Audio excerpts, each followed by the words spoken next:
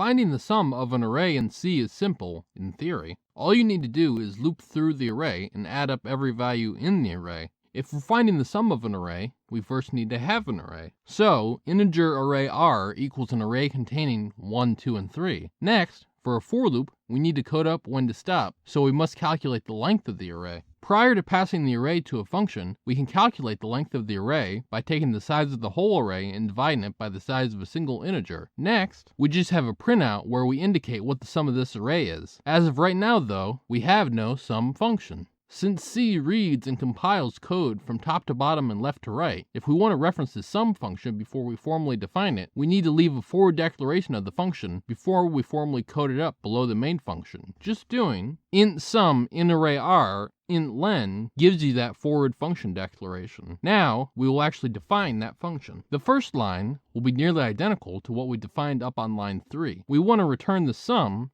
but I've already used the name sum, so we will define a total variable that starts at 0. Next, we loop through the array, where we start at the 0th index, increment by 1, and stop once we get to the index that is the length of the array. On every iteration of the loop, we add the array's current value to the total. At the end of this sum function, you return total. This has been Jakubication. Like and subscribe to learn more.